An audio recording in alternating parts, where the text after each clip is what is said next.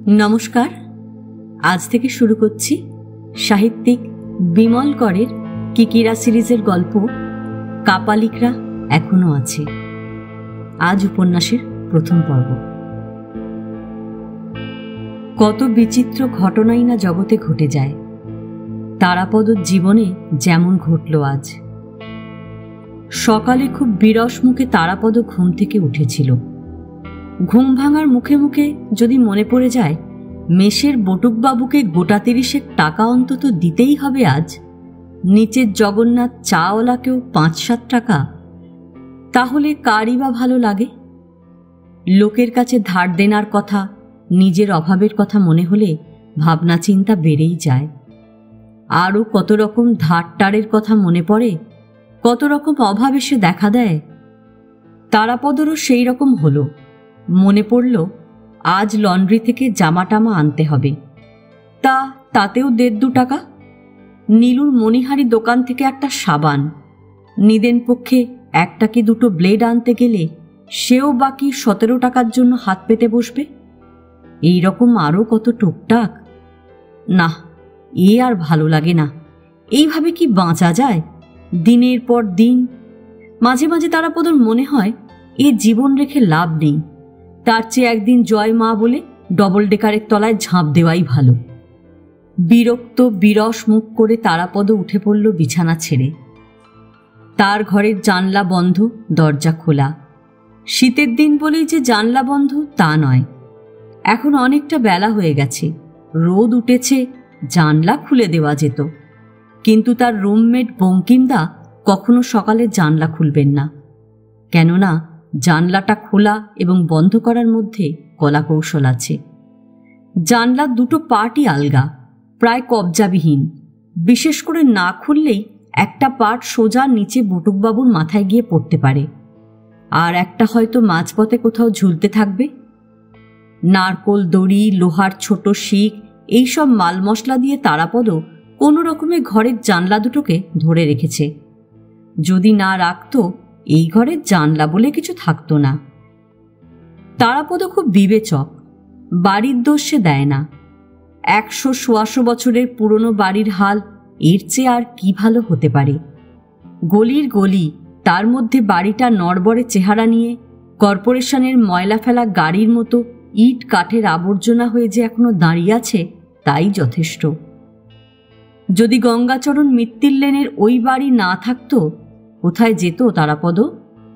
আজকের দিনে মাথা গোজার জন্য তার মাত্র ৯ টাকা খরচ হয় মাসে মাসে। বটুকবাবু এ বাড়ির জন্য সিট রেন্ট বাবদ মাথা পিছু ৯ টাকা নেন, তাতেও তার লাভ থাকে। ৫৮ টাকা মাসিক ভাড়ার বাড়ি, অবশ্য পুরনো ভাড়াই চলছে, জনা ১০ মেম্বারের মেস।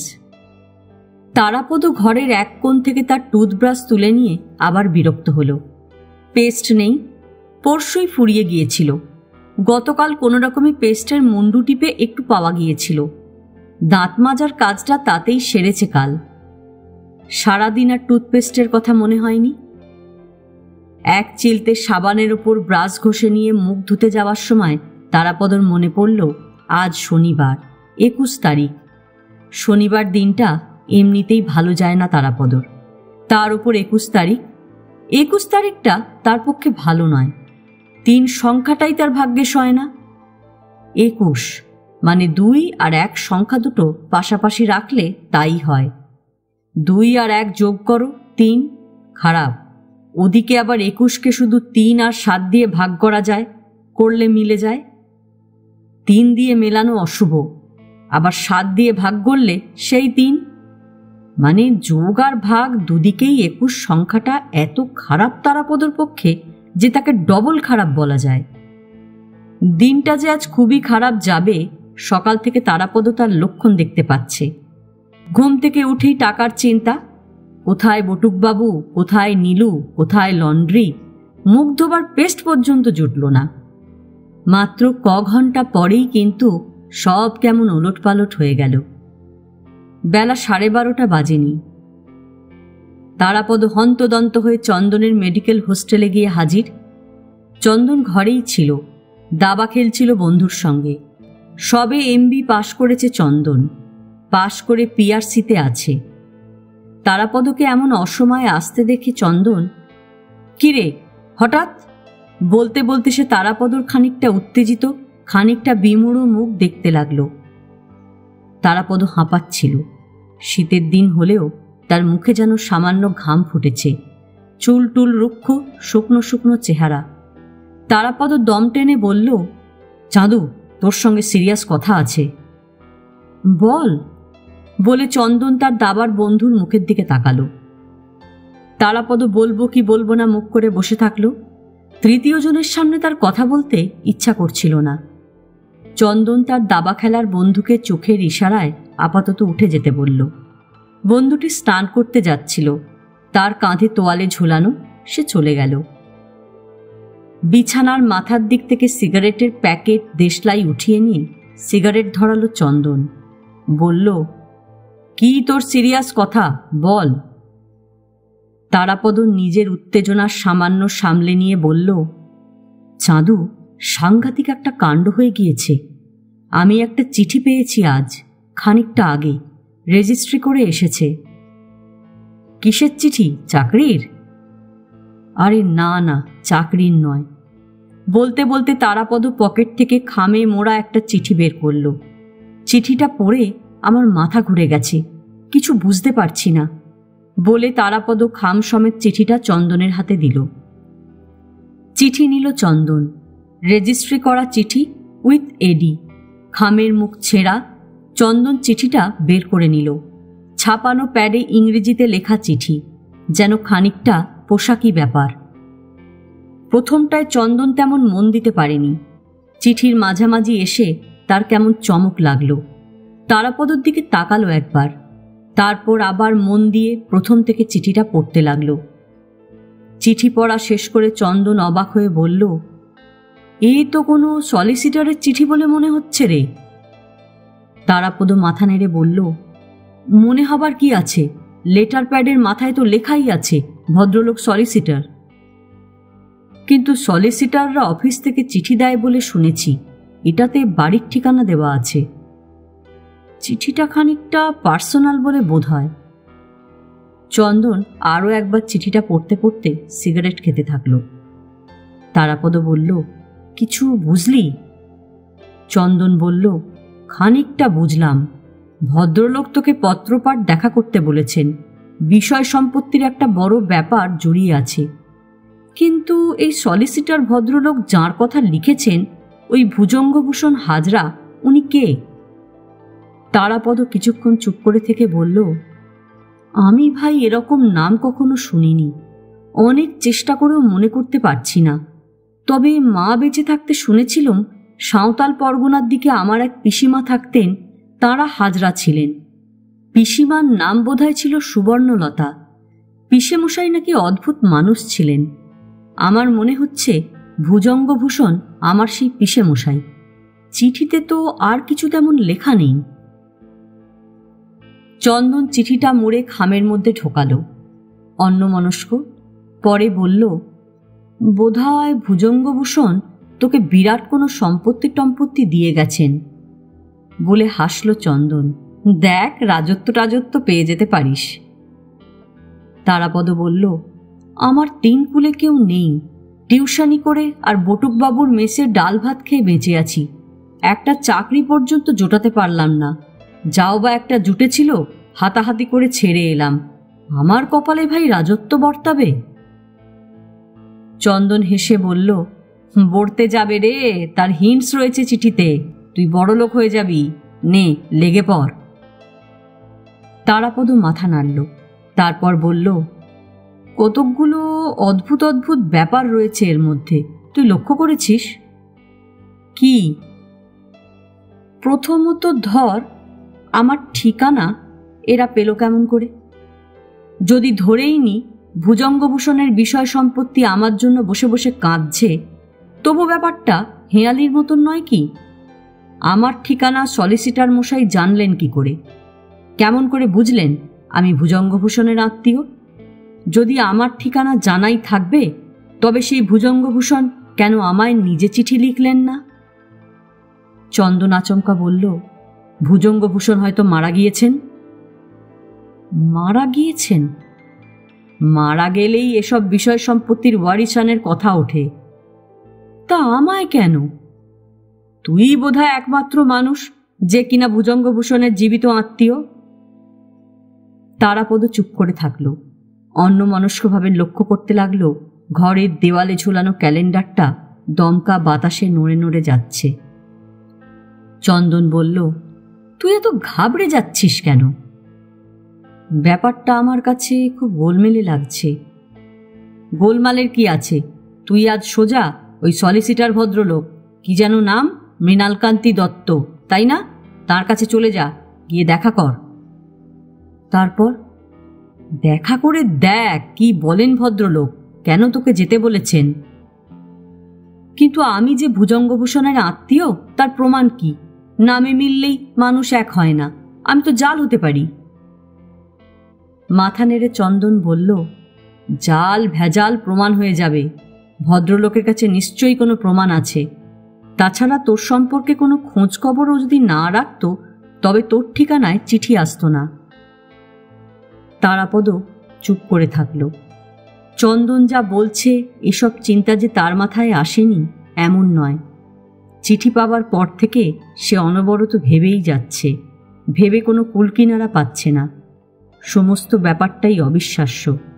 তারাপদ ভাবতেই পারছে না যে ভুজঙ্গভূষণকে সে জীবনে চোখে দেখেনি, যার নাম শোনেনি, সেই লোক সত্যি সত্যি তারাপদর জন্য বড়সড় কোনো বিষয় সম্পত্তি রেখে যেতে পারে।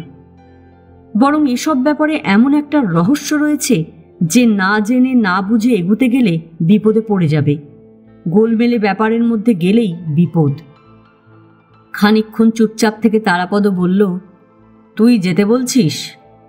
আলবাত যাবি। আমার কেমন নার্ভাস লাগছে। কিসের নার্ভাস? তোকে কি সলিসিটার খেয়ে ফেলবে? তুই কি নিজে যাচ্ছিস? তোকে দয়া করে যেতে বলেছে বলে তুই যাচ্ছিস। তুই আমার সঙ্গে যাবি? আমি? উকিল অ্যাটর্নি শুনলেই আমার ভয় করে। তাছাড়া ওই যে কি ঠিকানা, কত নম্বর ওল্ড আলিপুর, ওসব ভাই আমি চিনি না। চল তুই। বিকেলে আমার যে অন্য দরকার ছিল রে। ক্যান্সেল করে দে। তোর এমন কোনো কাজ নেই? হাসপাতালের চাকরিরও যা বাহার। একটু কি ভাবল চন্দন, তারপর বলল, বেশ, তাহলে বিকেল বিকেল চল। শীতের দিন, 5টা বাজতেই সন্ধে হয়ে যাবে। তারাপদ যেন আশ্বস্ত হলো খানিকটা। হঠাৎ আবার চোখে পড়ে গেল ক্যালেন্ডারটা। তারপর বলল, চাঁদু, আজ কিন্তু আমার দিনটা ভালো নয়। মানে? একে শনিবার, তাই 21 তারিখ। 3 হলো আমার আনলাকি নাম্বার। চন্দন হেসে উঠল, গালাগালি দিয়ে বলল, তোর যত কুসংস্কার, এসব মাথায় কে ঢোকায় রে? আমি তো দেখছি আজ তোর সাংঘাতিক দিন, a day of Fortune. Tarapada তখনও খুঁতখুত করতে লাগল। শেষে চন্দন বলল, আমার এখনো নাওয়া খাওয়া হয়নি, তুই মেসে যা। ঠিক 4টের সময় ওয়েলিংটনের মোড়ে থাকবি, আমি আসব। তারাপদ উঠল। অনেক বেলা হয়ে যাচ্ছে। আলিপুরে পৌঁছতে পৌঁছতে অন্ধকার হয়ে গেল। ডিসেম্বর মাসের এই সময়টা এইরকমই। বিকেল ফুরোবার আগেই সব ঝাপসা, ঝপ করে যেন অন্ধকার নেমে আসে আকাশ থেকে। জায়গাটাও কেমন নিরিবিলি। পুরনো আলিপুরের সেই প্রাচীন বনেদি বাড়িঘর, এদিকে রাজরাজরার এলাকা যেন। উঁচু উঁচু দেওয়াল ঘেরা বাড়ি, মস্ত মস্ত গাছ, ফটকে দারোয়ান, ভেতরে অ্যালসেসিয়ান কুকুরের গর্জন, ঝকঝকে গাড়ি বেরুচ্ছে ঢুকছে, রাস্তা টাস্তা বেশ ফাঁকা ফাঁকা। তারাপদর কেমন গা ছমছম করছিল। সে বেচারি বউবাজারের দিকে থাকে, গঙ্গাচরণ মিত্তির লেনে, যেখানে আলো বাতাসও ঢুকতে ভয় পায়। গাছ টাছ তো দূরের কথা, কোথাও একটা সবুজ পাতা পর্যন্ত দেখা যায় না। সেই তারাপদ এরকম একটা জায়গায় এসে ঘাবড়ে যাবে না তো কি হবে? তারাপদ বলল, চাঁদু, এদিকে এলে মনেই হয় না এটা কলকাতা, কি বল? চন্দন দুপাশের বাড়ি, বাগান, গাছপালা দেখতে দেখতে হাঁটছিল ধীরে ধীরে। সলিসিটার দত্তর বাড়ির নম্বর খুঁজছিল। ততক্ষণে রাস্তার বাতি জ্বলে উঠেছে। মাথার ওপর আকাশে তারা দেখা যাচ্ছিল। বাড়িটা পাওয়া গেল। আশেপাশের বাড়ির তুলনায় ছোট, পুরনো আমলের বাড়ি। সামনে বাগান ছোট মতন। ফটকের সামনে কেউ ছিল না। তারাপদ ঢুকতে চাইছিল না, যদি অ্যালসেশিয়ান তেড়ে আসে। চন্দন বলল, কুকুর নেই, থাকলে বাঁধা আছে, চলে আয়। ফটক খুলে দুজনে ভেতরে ঢুকল। তারাপদর ভয় করছিল, তার উপর শীতটাও যেন বেচারিকে জাপটে ধরেছে। কাঁপতে লাগলো তারাপদ। অল্প এগিয়ে গাড়ি বারান্দার সিঁড়িতে উঠে একজনকে দেখতে পাওয়া গেল। বুড়ো মতন একটা লোক, পরনে খাটো ধুতি, গায়ে মোটা চাদর। তারাপদদের দেখতে পেয়ে লোকটি কেমন অবাক হয়ে তাকিয়ে থাকল। তারপর কাছে এলো। তার চোখ দেখে বোঝা যাচ্ছিল সে জিজ্ঞাসা করছে, কাকে চাই আপনাদের? চন্দন বলল, আমরা বউবাজার থেকে আসছি, মিস্টার দত্ত আমাদের দেখা করতে বলেছেন। বলে চন্দন তারাপদকে দেখিয়ে দিল। বাবু একে চিঠি লিখেছেন দেখা করার জন্য, এর নামটা গিয়ে বলো বাবুকে। চন্দন তারাপদর নাম ঠিকানা বলল। তারাপদদের অপেক্ষা করতে বলে লোকটি চলে গেল। দুই বন্ধু দাঁড়িয়ে থাকলো চুপ করে। দাঁড়িয়ে দাঁড়িয়ে চারপাশ দেখতে লাগলো। এক সময় নিশ্চয় বিস্তর পয়সা ছিল বাড়ির মালিকের, সাজিয়ে গুছিয়ে বাড়ি করেছিল। এখনো তার প্রমাণ চোখে পড়ে। মাথার ওপর শেকল দিয়ে ঝোলানো সাদা শেড পরানো বড় বাতি জ্বলছে, আলোর রং বাদামি। এই ঢাকা জায়গা অনেকটা যেন লবির মতন। দুপাশেই বড় বড় সেটি পাতা রয়েছে বসার জন্যে। এক কোণে হ্যাট স্ট্যান্ড, আয়না, দেওয়ালে গোটা দুয়েক বিশাল বিশাল ছবি ইস্ট ইন্ডিয়া কোম্পানির আমলের, একটা চমৎকার হরিণের মাথা। সমস্ত বাড়ি কিন্তু কি চুপচাপ। দোতলা থেকে পাতলা স্বর ভেসে আসছিল সামান্য। লোকটি ফিরে এলো, এসে বলল, আসুন আপনারা। খুবই আশ্চর্য, ডান বা বাঁ দিকের মুখোমুখি দুটো বাইরের ঘরের কোনোটাতেই ওদের নিয়ে গিয়ে বসালো না লোকটি। একটু ভেতর দিকের একটা ঘরে নিয়ে গিয়ে বসালো। তারাপদদের আর একবার ভালো করে দেখে চলে গেল। সেকেলে কাঠের গদি আঁটা চেয়ারে বসল তারাপদরা। এই ঘরটা সামান্য ছোট। ঘরের 12 আনা শুধু বইয়ে ভর্তি, মোটা মোটা বই, বোধহয় আইনের বই। একদিকে দেওয়ালে গাঁথা সিন্দুক, লোহার একটা আলমারি অন্যদিকে। জানলা বরাবর বোধহয় দত্তমশায়ের বসার জায়গা, সিংহাসনের মতো চেয়ার, সামনে সেক্রেটারিয়ের টেবিল। এই ঘরের গন্ধই যেন কেমন আলাদা। বইপত্রের জন্যেই বোধহয় ধুলো ধুলো গন্ধ লাগে নাকে। পায়ের তলায় জুট কার্পেট, দেওয়ালের 2-1 জায়গায় ছোপ লেগেছে। ঘরে মস্ত বড় একটা পোর্ট্রেট ঝোলানো, কোনো বৃদ্ধের, দত্তমশায়ের বাবা কিংবা ঠাকুরদার। একদিকে নিচু টেবিলের ওপর একটা বেড়াল, জ্যান্ত নয়, মরা। কেমন করে তৈরি করেছে কে জানে, একেবারে জ্যান্ত বলে মনে হয়। গায়ের লোম, চোখের মণি, কান, পায়ের থাবা সব যেন জীবন্ত। বেড়ালের গায়ের রং কুচকুচে কালো। চোখে খুব যে ভালো লাগে তা কিন্তু নয়। তারাপদ আর চন্দন নিচু গলায় কথা বলছিল। পায়ের শব্দ শুনে চুপ করে গেল। ছিপছিপে চেহারার এক ভদ্রলোক ঘরে এলেন। টকটকে গায়ের রং, মাথায় বেশ লম্বা, পরিষ্কার করে কামানো মুখ, মাথার চুল একেবারে সাদা ধপধপে, পরনে ধুতি, গায়ে পুরো হাতা পশমি গেঞ্জির ওপর দামি শাল, চোখে চশমা। তারাপদরা উঠে দাঁড়ালো। দাঁড়িয়ে জড়সড়ভাবে নমস্কার করল হাত তুলে। ভদ্রলোক প্রতি নমস্কার করলেন। চশমার আড়াল থেকে দুজনকে লক্ষ্য করতে করতে নিজের জায়গায় গিয়ে বসলেন শেষে। চন্দন ইশারায় তারাপদকে চিঠিটা বের করতে বলল। তারাপদ চিঠি বের করল। চিঠি বের করে তারাপদ 2 পা এগিয়ে সেক্রেটারিয়ের টেবিলের সামনে গিয়ে দাঁড়ালো।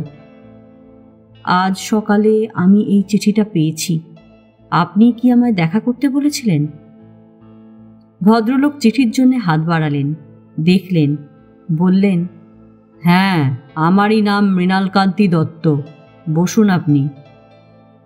তারাপদ আবার 2 পা পিছিয়ে এসে চন্দনের পাশে বসল। মৃণাল দত্ত কিছুক্ষণ সরাসরি তারাপদদের দিকে তাকিয়ে থাকলেন। তারপর হঠাৎ বললেন, আপনার নামই তারাপদ? তারাপদ একটু কেমন ধাঁধায় পড়ে গেল। এ আবার কেমন প্রশ্ন! সামান্য যেন রাগই হলো। ভাবল, বলে, আজ্ঞে আমি তো তাই জানি। কিন্তু মৃণাল দত্তের সামনে দাঁড়িয়ে সে কথা বলতে তার সাহস হলো না। ভদ্রলোকের চেহারায় শুধু ব্যক্তিত্বই নেই, দেখলেই বোঝা যায় অসম্ভব সাবধানী, চালাক এবং বুদ্ধিমান উনি। তারাপদ নিজের নাম বলল, আবার পদবী সমেত, বটুকবাবুর মেসের ঠিকানাও। আপনার পিতার নাম? তারাপদ তার বাবার নাম বলল। তাতেও রেহাই নেই, মার নামও বলতে হলো। বাবার নাম, মার নামের পর তাদের পৈতৃক দেশ বাড়ি ভিটেমাটির কথাও। তারাপদ বলল, আমি এসব চোখে দেখিনি। ছেলেবেলায় একবার দেশের বাড়িতে গিয়েছিলাম, তখন আমার 4-5 বছর বয়স। আমার কিচ্ছু মনে নেই, শুধু একটা তেঁতুল গাছের কথা মনে আছে, খুব বড় তেঁতুল গাছ, গাছটায় নাকি ভূত থাকত। তারাপদ একটু হাসল। এমন সময় বাহারি ট্রের ওপর সুন্দর কাপে করে চা আনলো সেই বুড়ো লোকটি, তারাপদদের দিল। মৃণাল দত্ত বললেন, চা খাও। বলেই তার কি খেয়াল হলো, সামান্য হালকা গলায় বললেন, তোমাদের তুমি বলছি, কিছু মনে করো না, বয়স তোমাদের অনেক কম। চা পেয়ে তারাপদরা বেঁচে গেল। একেই এই বিশ্রী অবস্থা, তার উপর শীত, হাত পা রীতিমতো ঠান্ডা হয়ে আসার জোগাড়। ওই ছেলেটি তোমার বন্ধু? মৃণাল দত্ত চন্দনকে দেখিয়ে তারাপদকে জিজ্ঞেস করলেন। আমার পুরনো বন্ধু, ওর নাম চন্দন, ডাক্তারি পাশ করেছে সবে। মৃণাল দত্ত চন্দনকে 2-4টে কথা জিজ্ঞেস করলেন। পুরো নাম কি চন্দনের, কোথায় থাকে, বাড়ি কোথায়, বাবা কি করেন, কোথায় থাকেন, এই সব। শেষে মৃণাল দত্ত তারাপদর দিকে তাকিয়ে বললেন, তোমায় এবার কটা কথা জিজ্ঞেস করব, ঠিক ঠিক জবাব দিও। তোমার বন্ধু এখন এখানে থাকতে পারে, পরে তাকে একটু উঠে যেতে হবে। তারাপদ একবার চন্দনের মুখের দিকে তাকালো, তারপর মৃণালবাবুর দিকে চোখ ফিরিয়ে বলল, চাঁদু আমার পুরনো বন্ধু, ওর কাছে আমার কিছু গোপন করার নেই, ও আমার সবই জানে। আচ্ছা, সে আমি পরে ভেবে দেখব, এখন তোমার বন্ধু থাকুক, বলে মৃণাল দত্ত যেন সামান্য কি ভেবে নিলেন। খুবই আচমকা মৃণাল দত্ত বললেন, তুমি ভুজঙ্গবাবুকে কখনো দেখেছ? আগে না। তার নাম শুনেছ? আমার মনে পড়ছে না। মার কাছে আমার এক পিসিমার কথা শুনেছি। পিসিমার শ্বশুরবাড়ির পদবী ছিল হাজরা। সাঁওতাল পরগনার কোথায় যেন থাকতেন, জায়গাটার নাম আমি জানি না। মা যদি বলেও থাকে আমি ভুলে গিয়েছি। মৃণাল দত্ত খুব শান্তভাবে বসে তারাপদর দিকে তাকিয়ে আছেন। একটু চুপ করে থেকে বললেন, তোমার বাবা কবে মারা যান? বাবা বাবা মারা গেছেন অনেক দিন, আমি তখন স্কুলে পড়ি, ক্লাস 8-এ। অসুখ করেছিল? কি অসুখ? কি অসুখ আমি বলতে পারবো না। বাবা কলকাতার বাইরে কোথায় যেন গিয়েছিলেন, অসুস্থ হয়ে ফিরে আসেন, কয়েকদিনের মধ্যে মারা যান। কোথায় গিয়েছিলেন জানো না? না। মার কাছে কিছু শুনেছ? না। বাবা যখন ফিরে আসেন তিনি কেমন যেন হয়ে গিয়েছিলেন, অনেকটা পাগলের মতন, অথচ একটা কথাও বলতেন না, বলতে পারতেন না, একেবারে বোবা। মাথায়ও কিছু হয়েছিল, মনে হতো আমাদের চিনতেও পারছেন না। বলতে বলতে তারাপদ দীর্ঘ নিঃশ্বাস ফেলল। এতকাল পরে বাবার কথা মনে হওয়ায় হঠাৎ যেন সেই পুরনো স্মৃতি তাকে কেমন বিষণ্ণ করে তুলল। মৃণাল দত্ত নীরব। চন্দন আর চোখে একবার কালো বেড়ালটার দিকে তাকালো, তার চোখের মণিতে আলো পড়েছে যেন। তোমার মা কবে মারা যান? মৃণাল শুধলেন। আমি কলেজ থেকে বেরোবার পর মা মারা যায়। বাবা মারা যাবার পর মা অনেক কষ্টে স্কুলে একটা চাকরি জুটিয়ে নেয়। আমরা বরাবরই খুব গরিবভাবে থেকেছি, কোনো রকমে চলতো দুজনের। মার বুকের অসুখ করেছিল, তাতেই মারা যায়। মৃণাল দত্ত সেক্রেটারিয়ের টেবিলের ওপর রাখা চুরুটের বাক্স থেকে একটা চুরুট বেছে নিলেন। তোমরা আগে কোথায় থাকতে, ঠিকানা কি? তারাপদ মদন দত্ত লেনের ঠিকানা বলল। তারপর? তারাপদ বটুকবাবুর মেসে এসে ওঠার আগে যেখানে যেখানে ছিল তার কথা বলল। চুরুট ধরিয়ে নিয়ে মৃণাল দত্ত এবার বললেন, তোমার পিসেমশাই ভুজঙ্গভূষণ তোমায় তার সমস্ত বিষয় সম্পত্তি স্থাবর অস্থাবর সবই দিয়ে যেতে চান।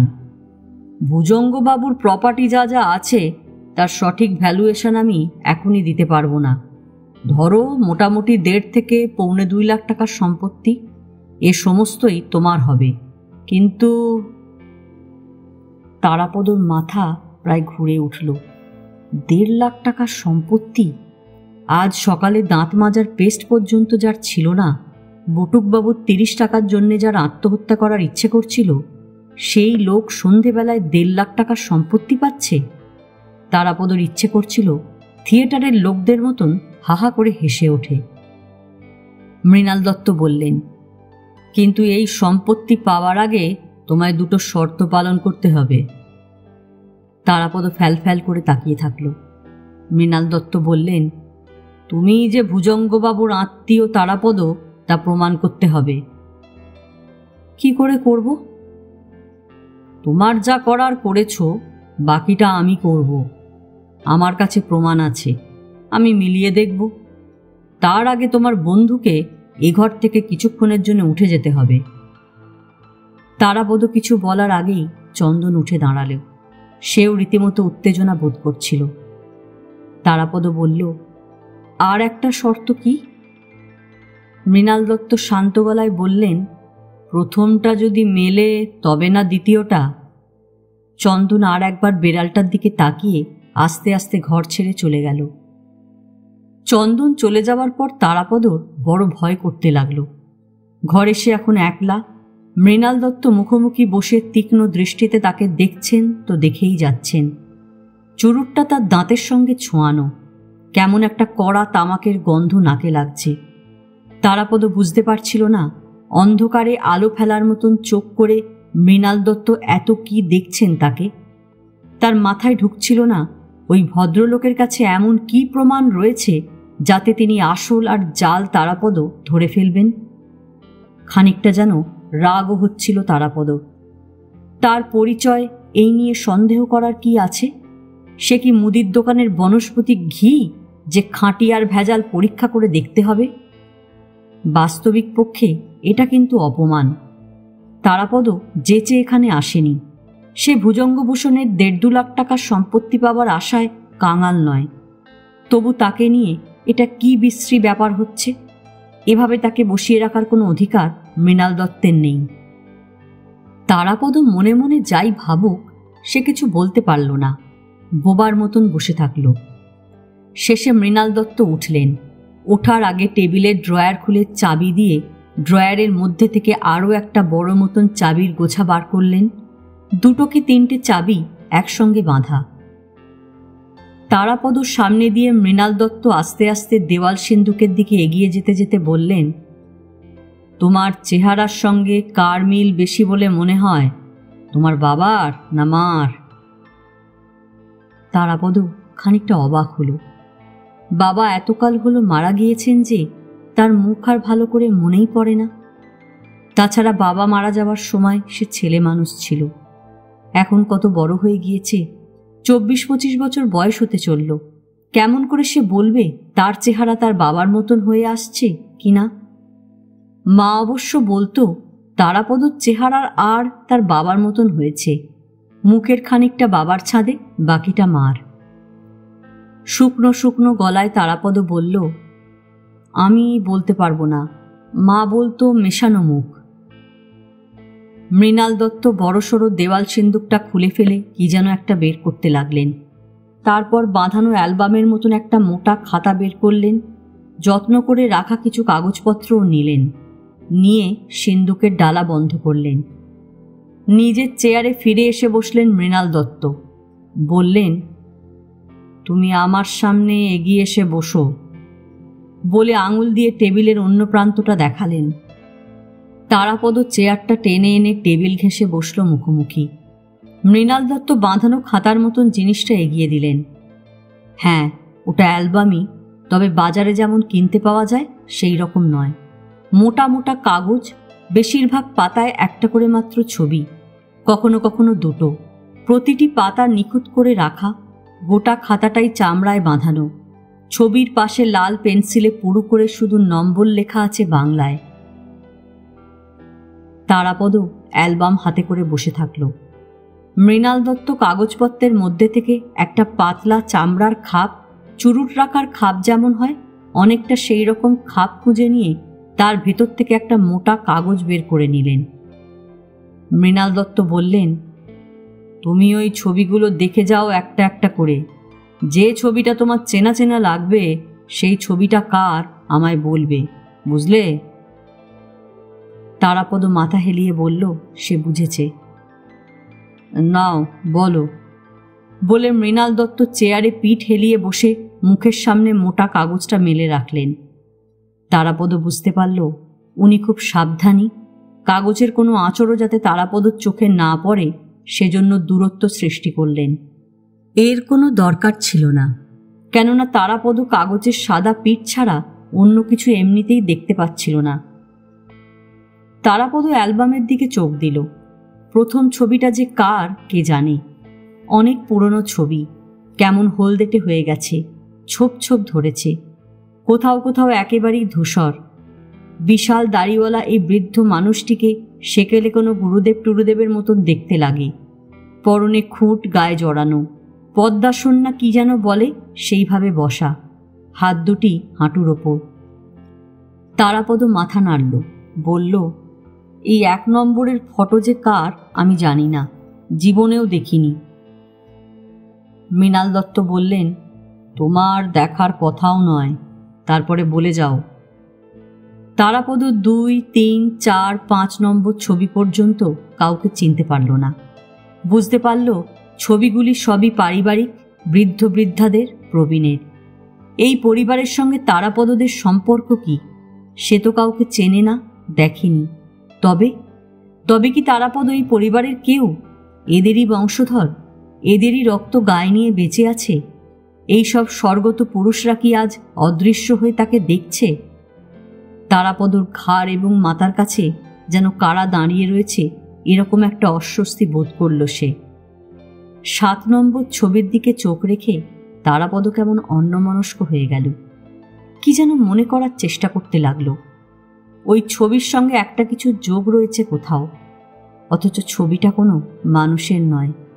সেকেলে একটা বাড়ির ছবি, পাকা বাড়ি, তার চেহারাই কেমন আলাদা, একালের শহুরে বাড়ির সঙ্গে মেলে না। বাড়ির ঢঙে, আশপাশের চেহারায় গ্রাম গ্রাম লাগে। দোতলা বাড়ি, একটানা ঘর, বাঁদিকে একটা চালার মতন, ডান দিকে কটা গাছপালা, তার পাশে মস্ত একটা গাছ দাঁড়িয়ে রয়েছে, গাছটার মাথা দেখা যাচ্ছে না। তারাপদ গভীর মনোযোগে গাছটার অস্পষ্ট ছবি দেখতে দেখতে হঠাৎ বলল, এই বাড়িটা বোধহয় আমাদের দেশের বাড়ি। আমার ঠিক মনে নেই, তবে সেই তেঁতুল গাছটা যার মাথায় ভূত থাকতো সেই গাছ যেন এইটে। বলে তারাপদ আঙুল দিয়ে গাছটা দেখালো। মৃণাল দত্ত বললেন, হ্যাঁ, তোমাদের দেশের বাড়ি। তোমার কি মনে আছে ওই বাড়ির পেছনে কি ছিল? তারাপদ মনে করার বৃথা চেষ্টা করল।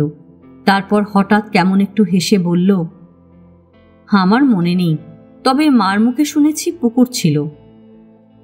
মৃণাল দত্ত শান্ত গলায় বললেন, তেঁতুল গাছটার কথাও মা বাবার মুখে শুনতে পারো। যাক, অন্য ছবি দেখো। তারাপদ বেশ ক্ষুব্ধ হল। তার বাল্য স্মৃতির মধ্যে তেঁতুল গাছটা কেমন করে যেন থেকে গেছে, অথচ মৃণাল দত্ত তা বিশ্বাস করতে পারছেন না। আশ্চর্য, এত সন্দেহ কেন? পরপর 3টে ছবি উল্টে গিয়ে তারাপদ হঠাৎ থেমে গেল। তার চোখ উজ্জ্বল দেখালো। সামান্য গলায় বলল, আমার বাবার ছবি। বলে তারাপদ ঝুঁকে পড়ে তার বাবার ছবি দেখতে লাগলো। কতকাল পরে বাবাকে দেখছে যেন। এই মুখ, চোখ, মাথার চুল সব বুঝি কোথায় হারিয়ে গিয়েছিল, হঠাৎ ফিরে পেল। মৃণাল দত্ত বললেন, তোমার কাছে তোমার বাবার ছবি নেই? না। মাথা নাড়ল তারাপদ। তোমার মার কাছে নিশ্চয়ই ছিল। তারাপদ এবার রেগে গিয়ে বলল, আপনি আগাগোড়া আমায় অবিশ্বাস করছেন কেন? আপনি ভাবছেন মা বাবা বেঁচে থাকার সময় আমি যা শুনেছি দেখেছি সেগুলো চালাবার চেষ্টা করছি? মৃণাল দত্ত বললেন, আমি আমার কাজ করছি, তোমার কথার জবাব পরে দেব, এখন তুমি ছবিগুলো দেখে যাও। বিরক্ত অসন্তুষ্ট মনে তারাপদ অন্য ছবিগুলো দেখতে লাগল। মার ছবি দেখল, বলল। একটা মন্দিরের পাশে মা, বাবা এবং আরও যেন দুজনকে দেখল। বলল, মা বাবাকে চিনতে পারছি, আর কাউকে পারছি না। তোমাকে পারছ না? আমাকে? আমিও আছি নাকি? কোথায়? তারাপদ বেশ কৌতূহল বোধ করে নিজেকে খুঁজতে লাগল। দুটো বাচ্চার একটা নিশ্চয় সে, কিন্তু কোনটা? ছেলেবেলার তারাপদ কি তালপাতার সেপাই ছিল? কাঠির মতন হাত পা, ঢলঢলে হাফ প্যান্ট, একটা শার্ট গায়ে, খোঁচা খোঁচা চুল মাথায় নিয়ে দাঁড়িয়ে আছে, এই ছেলেটাই কি তারাপদ নিজে? অন্যটা কে তাহলে? তারাপদ ছবির উপর আঙুল দিয়ে বলল, আমি বোধহয় এইটে। মৃণাল দত্ত একটু যেন হাসলেন, বললেন, ঠিক আছে, পরের ছবিগুলো দেখো। তারাপদ পরের ছবিগুলো দেখতে দেখতে হঠাৎ একটা ছবি দেখে কেমন থমকে গিয়ে বলল, এ আমার বোন পড়ি। ওটা কত নম্বরের ছবি? 19। তোমার বোনের কথা মনে পড়ে? হ্যাঁ, দেখতে খুব সুন্দর ছিল, ঝাঁকড়া চুল, ফর্সা রং, একটু একটু কথা বলতে শিখেছিল, দা দা দা, মা মা মা বলতে পারত, জলকে বলতো দল। বছর 2 বয়সও হয়নি পড়ি মারা যায়। কেমন করে? সিঁড়ি থেকে গড়িয়ে পড়ে মাথায় লেগেছিল, তাতেই মারা গেল। মৃণাল দত্ত কিছু বললেন না, নিবন্ত চরুরটা ছাইদান থেকে আবার উঠিয়ে নিলেন। তারাপদ অন্যমনস্ক বিষণ্ণ মুখে বসে থাকলো কিছুক্ষণ, তারপর আবার পাতা উল্টাতে লাগলো। উল্টাতে উল্টাতে দেখল, কি আশ্চর্য, তার স্কুলে পড়ার সময়কার ছবি, মার সঙ্গে আরও একটা ছবি, তার কৈশোর ও যৌবনকালের ছবিও এই অ্যালবামে রয়েছে। কেমন করে থাকলো? বিএ পাশ করার পর সে কনভোকেশনে গিয়েছিল, একটা ছবিও তুলিয়েছিল অন্যদের মতন জব্বা পরে, সেই ছবিও রয়েছে। অদ্ভুত তো। একেবারে শেষের দিকে তারাপদ সাধু মামার ছবি দেখতে পেল, দেখে অবাক হয়ে গেল। সাধু মামা তাদের একেবারে নিজের কেউ নয়, মার কোন দূর সম্পর্কের আত্মীয়, আবার বাবারও যেন কেমন একটা ভাইটাই হতো। তবু মার সম্পর্কেই তাকে মামা বলা হতো।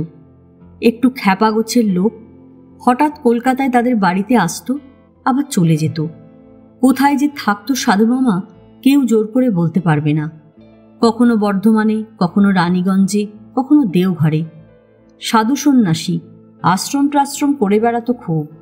মা মারা যাবার পরও সাধু মামা 2-1 বছর তারাপদ খোঁজ খবর করেছে, থেকেছে 1-আধ রাত।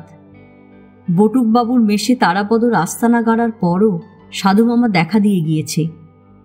আজ বছর 1.5-2 অবশ্য আর আসেনি। তারাপদ ভাবত সাধু মামা মারা গেছে। সাধু মামার কথা ভাবতে গিয়েই তারাপদর আচমকা খেয়াল হলো, আরে সাধু মামাই তো তার কনভোকেশনের একটা ছবি জোর করে নিয়ে গিয়েছিল। ওই ছবি কি সেইটে? নিশ্চয়ই তাই। তারাপদ চোখ তুলে বলল, আমি এখন বুঝতে পারছি। কি বুঝছ? সাধু মামা আমাদের অনেক ছবি জোগাড় করে এই অ্যালবামে রেখেছে। না, মৃণাল দত্ত মাথা নাড়লেন। সাধু মামার অ্যালবাম এটা নয়, এটা ভুজঙ্গবাবুর। তোমাদের সাধু মামা অনেক ছবি ভুজঙ্গবাবুকে দিয়েছে। তোমাদের ছবি, বিশেষ করে তোমার বাবা মারা যাওয়ার পর তোমাদের সমস্ত ছবি সাধু মামা ভুজঙ্গবাবুকে জোগাড় করে দিয়েছে। শুধু ছবি কেন, আমাদের সমস্ত খবরই বোধহয় সাধু মামা দিত। হ্যাঁ, আমার ঠিকানাও সাধু মামা দিয়েছিল। না দিলে ভুজঙ্গবাবু কোথায় পাবেন? আমি যদি বটুকবাবুর মেশে না থাকতাম তাহলে কি হতো? তোমার খোঁজ করার চেষ্টা করতাম, কাগজে নোটিশ দিতাম, তাতেও যদি তোমার খোঁজ না পাওয়া যেত, আমায় এই বোঝা মাথায় নিয়ে বসে থাকতে হতো তোমার অপেক্ষায়। তারাপদ অ্যালবামটা বন্ধ করে দিল। এতক্ষণে তার যেন স্বস্তি লাগছে, বড় করে নিঃশ্বাস ফেলল। মৃণাল দত্ত বললেন, এবার আমায় 2-1টা ছোটোখাটো কথা বলো। তোমার শরীরে কোনো আইডেন্টিফিকেশন মার্ক আছে? কোনো কাটাকুটি, জরুল, তিল? তারাপদ নিজের হাত দেখতে দেখতে বলল, তিল তো অনেক আছে, বাঁ পায়ে হাঁটুর তলায় কাটা আছে। আর কিছু? জানি না, লক্ষ্য করিনি।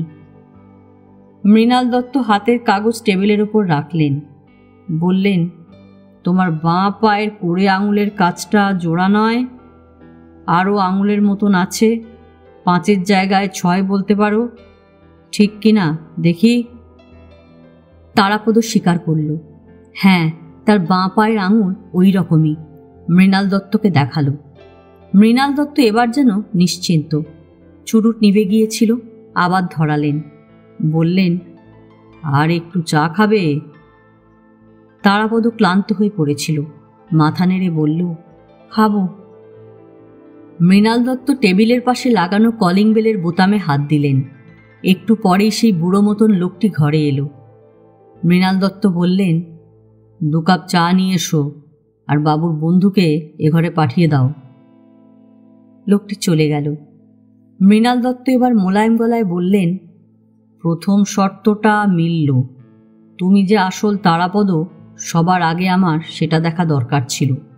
তোমার শরীরের চিহ্ন ছাড়াও ওই ছবিগুলো যা তুমি চিনতে পেরেছ, তাতেও প্রমাণ হয় তুমিই তারাপদ। আমার আর কোনো সন্দেহ নেই। তোমার এই বন্ধুটি কি সত্যিই পুরনো বন্ধু? মৃণাল দত্ত জিজ্ঞেস করলেন। আগে হ্যাঁ। বিশ্বাস করার মতন? আগে ও আমার সবচেয়ে ইন্টিমেট।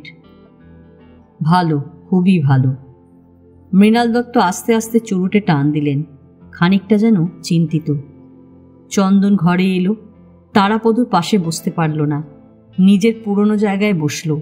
এখানে বসলে চোখ যেন নিজের থেকেই বেড়ালটার দিকে চলে যায়। চন্দন তাকালো। তাকিয়ে তার কেমন যেন ধাঁধা লেগে গেল, সামান্য যেন চমকেও উঠল। চন্দন যখন এ ঘর ছেড়ে চলে যায়, তখন ওই বিড়ালটার মুখ যে অবস্থায় ছিল, এখন যেন তার চেয়ে খানিকটা ঘুরে গিয়েছে। তখন মানে তারাপদ আর সে যখন এই ঘরে এসে প্রথম বসে, তখন বিড়ালটার মুখ তাদের দিকে ফেরানো ছিল। এখন ঘড়ির কাঁটার মতো ডান দিকে সরে গিয়েছে। বিড়ালটার মুখ বা চোখের সঙ্গে চন্দনের চোখাচোখি হচ্ছে না। আশ্চর্য ব্যাপার তো। চন্দন কি চোখে ভুল দেখেছে, নাকি তারাপদ বিড়ালটা হাতে করে তুলে দেখেছিল, আবার নামিয়ে রাখার সময় ওইভাবে বসিয়েছে? চন্দন কিছু বুঝতে পারল না। সে বিড়ালটার দিকে নজর রেখে বসে থাকল। ততক্ষণে তারাপদ একবার ঘাড় ঘুরিয়ে বন্ধুকে দেখে নিয়েছে। মৃণাল দত্ত তারাপদকে বললেন, আমি তোমায় গোড়ার কয়েকটা কথা বলে নিতে চাই, তোমার শুনে রাখা ভালো। তোমার পিসেমশাই ভুজঙ্গভূষণের সঙ্গে আমার আলাপ হয়েছিল বছর 5 আগে। আমি একবার পুজোর ছুটিতে ফ্যামিলি নিয়ে মধুপুরের চেঞ্জে গিয়েছিলাম। ভুজঙ্গবাবুও গিয়েছিলেন কয়েকদিনের জন্যে। পাশাপাশি বাড়ি, আলাপ হয়েছিল সে সময়। তারপর আমি কলকাতায় ফিরে আসি। ভুজঙ্গবাবু মাঝে মাঝে আমায় চিঠি লিখতেন, আমিও জবাব দিতাম। তারপর তিনি আমায় তাঁর সলিসিটার হবার অনুরোধ জানান। আমি প্রথমে ভেবেছিলাম হব না, পরে তাঁর চিঠির তাগাদায় রাজি হয়ে যাই। এবার পুজোর সময় লক্ষ্মী পূর্ণিমার পর ভুজঙ্গবাবু একদিনের জন্য কলকাতায় আসেন, আর এই সমস্ত কাগজপত্র ছবি দিয়ে যান। কিছু সই সাবুদের ব্যাপার ছিল, ছুটির আগেই আমি তা সেরে রেখেছিলাম। তিনি সেগুলো সইটই করে দেন। যখন আমায় বলেছিলেন তাঁর চিঠি পাবার পর আমি যেন তোমার খোঁজ খবরের চেষ্টা করি, আজ দিন 7 হলো আমি তার 2টো চিঠি পেয়েছি। 2টো চিঠিতেই তিনি তোমার কথা লিখেছেন তোমায় তাড়াতাড়ি একবার তাঁর কাছে পাঠিয়ে দিতে। তারাপদ মন দিয়ে কথা শুনছিল। বলল, তিনি কোথায় থাকেন আমি তো জানি না। তোমার জানবার কথাও নয়। মৃণালবাবু বললেন, তুমি কোনোদিন মধুপুর দেওঘরের দিকে গিয়েছ? আগে না। মধুপুর আর যোশীডির মধ্যে একটা স্টেশন আছে। স্টেশনটার নাম শঙ্করপুর। সেখানে নেমে মাইল 3-4 ভেতরে গেলে ভুজঙ্গবাবুর বাড়ি পাবে। জায়গাটাকে মাঠ মোকাম বলে। বুড়ো মতন লোকটি আবার চা নিয়ে এলো ট্রেতে করে। তারাপদ আর চন্দনকে দিল। চন্দন যত না মৃণাল দত্তর কথা শুনছে তার চেয়ে বেশি মনোযোগ দিয়ে কালো বেড়ালটার দিকে তাকিয়ে আছে। আপাতত কিছু বোঝা যাচ্ছে না। এত রকম ঝঞ্ঝাটের পর গরম চায়ের পেয়ালায় চুমুক দিয়ে তারাপদর আরাম লাগছিল। মৃণাল দত্ত সামান্য চুপ করে থেকে বললেন, তুমি তো ভুজঙ্গবাবুকে কখনো দেখনি, তার বিষয়ে কিছু জানো না? না। তারাপদ মাথা নাড়ল। মৃণাল দত্ত কি যেন ভাবছিলেন। কয়েক মুহূর্ত চুপ করে থেকে বলেন, আমি দেখেছি, ওকে স্বাভাবিক অবস্থায় দেখলেও তোমার ভয় করত, আর এখন কি অবস্থায় তুমি তাকে দেখবে আমি বলতে পারছি না। তারাপদ অবাক হয়ে তাকিয়ে থাকল। ভয় করবে কেন? একা একজন মানুষের চেহারা দেখলে কেমন একটা লাগে না? তোমার কখনো লাগেনি? তারাপদ মনে করবার চেষ্টা করল। প্রথমেই তার মনে পড়ল মদন দত্ত লেনের সেই মুদিওয়ালাকে। বিভৎস চেহারা, পাড়ার ছেলেরা তাকে ফ্র্যাঙ্কেনস্টাইন বলতো। মনে পড়ল ছেলেবেলায় একবার সে সেকেন্ড ক্লাস ট্রামে একটা বাবরি চুলওয়ালা কালো কুচকুচে চেহারার সন্ডা লোক দেখেছিল। তার চোখ দুটো লাল টকটকে। কে যেন বলেছিল লোকটা জল্লাদ, জেলে জেলে ফাঁসি দিয়ে বেড়ায়। সেই লোকটাকে দেখে তারাপদ ভীষণ ভয় করেছিল। তারপর আরও কাউকে কাউকে দেখেছে যাদের চেহারায় কোনো না কোনো অস্বাভাবিকতা, কোনো অঙ্গহানির জন্যে সত্যিই বড় বিশ্রী দেখতে লাগে। তারাপদ বলল, হ্যাঁ তা লাগে। ভুজঙ্গবাবুকেও দেখতে তোমার ভালো লাগবে না। মৃণাল দত্ত বললেন, অনেকটা যেন কাপালিকের মতন দেখতে। আমি নিজে অবশ্য কোনো কাপালিক কখনো দেখিনি। বঙ্কিমবাবুর কপালকুণ্ডলা সিনেমায় একবার কাপালিক দেখেছি, সে তো সিনেমার কাপালিক। ভুজঙ্গবাবুকে আরও ভয়ঙ্কর দেখতে। তার একটা ছবি আমার কাছে আছে, তিনিই দিয়েছেন, তোমায় দেখাচ্ছি। বলে মৃণালবাবু টেবিলের ওপর ঝুঁকে পড়ে কাগজপত্র থেকে একটা খাম বের করলেন, ফটোর আকার হলুদ খাম। ভুজঙ্গবাবুর ছবি বের করে তারাপদর দিকে এগিয়ে দিলেন। চন্দনের কান তখন মৃণাল দত্তর কথায়। সে কালো বেড়ালটার দিকে তাকাতে ভুলে গেল। তারাপদ ছবিটা হাতে নিল। মাঝারি ছবি, ভুজঙ্গবাবুর বুক পর্যন্ত দেখা যায়। ছবি দেখে তারাপদ স্তম্ভিত। বিশাল মুখ, খড়ের মতন লম্বা নাক, বড় বড় চোখ, চওড়া কান। চোখ দুটো এত তীব্র, এমন অস্বাভাবিক রুক্ষ যে তাকালেই মনে হয় মানুষটা তোমার সব কিছু দেখে নিচ্ছে। চোখের মধ্যে কেমন এক নিষ্ঠুরতা। মানুষের ভুরু যে কত চওড়া হতে পারে ভুজঙ্গভূষণের মুখ না দেখলে বোঝা মুশকিল। পুরু ঠোঁট, সামান্য দাঁত দেখা যাচ্ছে, ধারালো শক্ত ঝকঝকে দাঁত। ভুজঙ্গবাবুর উঁচু চওড়া কপাল, নাক, চোখ আর ঠোঁটের সামান্য অংশ ছাড়া বাস্তবিক মুখের আর কিছু দেখা যাচ্ছে না। মুখে ঘন দাড়ি, সন্ন্যাসীদের মতন। মাথার চুল পিঠ পর্যন্ত বাবরি করা। দাড়ি আর চুল কোনোটাই পরিপাটি নয়, উস্কো খুস্কো, ঝড়ে ওরা চুলের মতন এলোমেলো। তারাপদ ভাবতে পারছিল না এই লোকটা কি করে তার পিসেমশাই হয়। এ তো কোনো ভয়ঙ্কর তান্ত্রিক হতে পারে, কাপালিক হওয়াও সম্ভব। মৃণাল দত্ত বললেন, ভুজঙ্গবাবুর কাছে তোমায় যেতে হবে, তিনি তোমায় নিজের চোখে দেখতে চান। কেন? তিনি লিখেছেন আর বেশি দিন তিনি বাঁচবেন না। কিভাবে আগুন লেগে তার মুখ পুড়ে গেছে, ওষুধপত্র লাগিয়ে ব্যান্ডেজ বেঁধে কোনো রকমে বেঁচে আছেন। মারা যাবার আগে একবার তোমার সঙ্গে দেখা করতে চান। এ হয়তো তাঁর দুর্বলতা। তাছাড়া তুমি ছাড়া তাঁর আর কোনো জীবিত আত্মীয় নেই। হয়তো সেই জন্যেই নিজের ওয়ারিশানকে একবার সচক্ষে দেখতে চান। তারাপদ চুপ করে থাকল। ভুজঙ্গভূষণের কাছে যেতে তার ইচ্ছা করছিল না।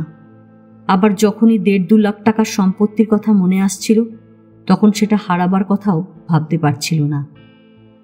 মৃণাল দত্ত যেন তারাপদর মনের কথা বুঝতে পেরে বললেন, ভুজঙ্গবাবুর সঙ্গে যদি তোমার দেখা না হয় তাহলে দ্বিতীয় শর্ত মতন তুমি তাঁর সম্পত্তির কানাকড়িও পাবে না।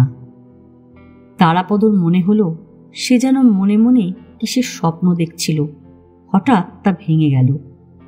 কিছুক্ষণ চুপ করে থেকে মৃণালবাবু আবার বললেন, তোমায় আমার আপাতত আর কিছু বলার নেই। যদি ভুজঙ্গবাবুর কাছে যেতে চাও, আমি তোমায় 2-1টা জিনিস দেব, সেটা তার হাতে পৌঁছে দিতে হবে। তিনি জিনিসগুলো পেয়ে আমায় জানাবেন তোমার সঙ্গে তার দেখা হয়েছে। কিন্তু আমি যদি গিয়ে দেখি তিনি মারা গেছেন? মারা যাবেন বলে মনে হয় না। 2-4 দিনের মধ্যে বোধ হয় নয়। নিজের মৃত্যুর দিন নাকি তার জানা। সামনের অমাবস্যা পর্যন্ত তিনি বেঁচে থাকবেন লিখেছেন। মানে আরও দিন আসতে, আজ সপ্তমী টপ্তমী হবে। তারাপদ বিহুবল হয়ে তাকিয়ে থাকল। যদি যেতে চাও, কাল সকালে একবার আমার এখানে আসতে হবে। আমি সব তৈরি করে রাখব। তারাপদর মুখে কথা ফুটল না। ঘর ছেড়ে চলে আসার মুখে চন্দন আবার কালো বেড়ালটার দিকে তাকালো। তাকিয়ে তার সর্বাঙ্গ কেঁপে উঠল। বেড়ালের মুখ মৃণাল দত্তর দিকে ঘুরে গিয়েছে প্রায়। চন্দন তারাপদর হাতের কাজটা জোরে চেপে ধরল। আজ এ পর্যন্তই। উপন্যাসের 2য় পর্ব নিয়ে অন্যদিন আসবো। গল্প পাঠ ভালো লাগলে লাইক, শেয়ার, কমেন্টস করতে ভুলবেন না। এখনও যারা আমার চ্যানেলটা সাবস্ক্রাইব করেননি তাদের সকলের কাছে আমার অনুরোধ, প্লিজ আমার চ্যানেলটা সাবস্ক্রাইব করে নেবেন। পাশে যে বেল নোটিফিকেশনটা আছে সেটা অবশ্যই প্রেস করে দেবেন। আজকের মতো নমস্কার।